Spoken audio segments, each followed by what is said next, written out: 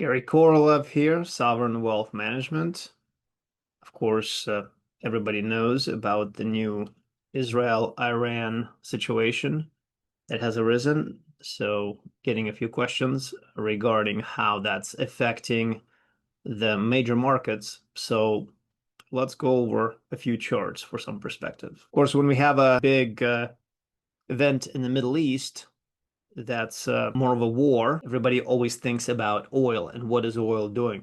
So you can see a big jump in oil prices here around the time the conflict started on the 12th of June, but oil prices have come down slightly since then. Overall, we're seeing about a 6.15% rise in oil prices as the markets deem the supply to be fairly stable at this point, despite the GPS jammers causing some major issues with potential collisions in the Gulf of or in the Strait of Hormuz. Gold. What's gold doing?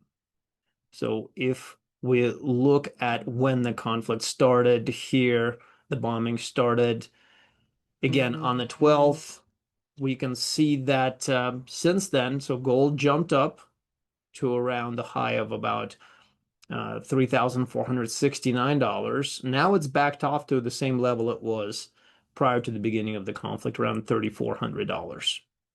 And if you look at a longer term chart, I mean, gold at this point is largely consolidating after a big run. This is still a strong chart. However, you're not seeing a huge jump because at this point, this conflict is still viewed as a regional conflict, even though there's really a big threat that the US is getting involved and that other powers will get involved as well, turning it into a more of a global conflict.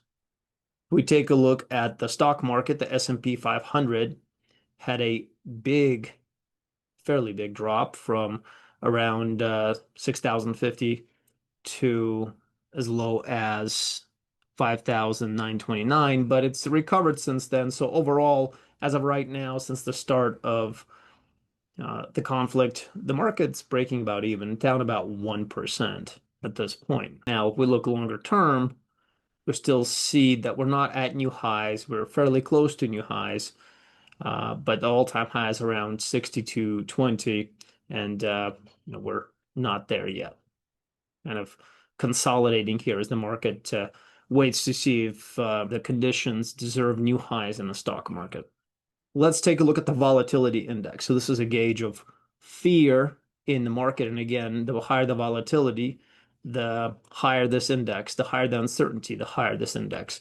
And as you can see, when we had the bombings begin, there was a big surge all the way up to around 23. But now we've dropped off. And overall, the volatility index is up about 4% or so since before the bombing started. So again, it's an increase in uncertainty, an increase in fear, but at this point, it looks manageable. If we take a look at bonds, so US Treasury bonds, they actually sold off when the conflict started. So if we take a look here, at first there was a slight spike, maybe 0.5%, as people bought US Treasuries for safety. But then what you see is a substantial sell-off of treasuries with a slight recovery recently. So overall, treasuries are off about 1% since the beginning of the conflict, overall off the highs. And one might ask, well, in the past, the markets always ran to treasuries for safety. Why are they selling off now in this very worrisome, potentially very troublesome conflict for world markets? Well, it's because in the past, there weren't really inflation worries or stagflation worries. Now, if there is potential of rising oil prices and continuously elevated oil prices, and the US potentially stepping in, wars are overall inflationary in a sense that a lot of spending needs to go into armaments and so on. And if oil prices are going to stay elevated in this major Middle Eastern conflict, then that's going to cause higher inflation, which means investors likely ask for higher rates on their treasuries, which would justify treasury bonds actually going down in value because of this. Let's take a look at Bitcoin. What has Bitcoin done since the beginning of the Israel-Iran conflict recently. And so if we take a look at when the conflict started, you see a big drop in the Bitcoin price. However, if we look at the prices at this point, they're about back to where they were when the conflict started. So Bitcoin is not dropping dramatically since the Israel-Iran conflict, even though one might think that it's such a high beta asset that the uncertainty in the market would bring Bitcoin down quite a bit. There's actually a lot of stocks on the Nasdaq, on the US stock markets that are a lot more volatile than Bitcoin at this point. And by many, it's starting to be viewed as a safe haven in a sense comparable to gold. So we can see that gold is actually not moving much since the conflict started. And you could say the same thing for Bitcoin. It's bounced around some, but overall it's ending up in the same place so far. So it's very hard to predict where this is going to go.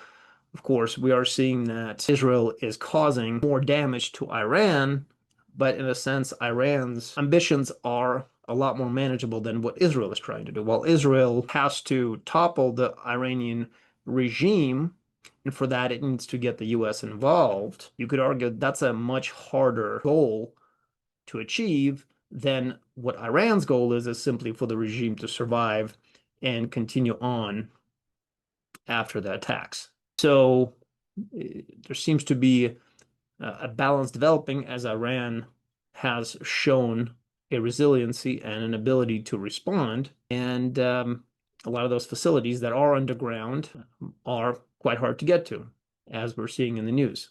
So we'll have to see how this turns out. And of course, if the US gets involved, there are other powers on the other side of the conflict that are going to be willing to help Iran. So that's where things could get really choppy really quickly. If you have additional questions, glad to have a conversation. Let us know.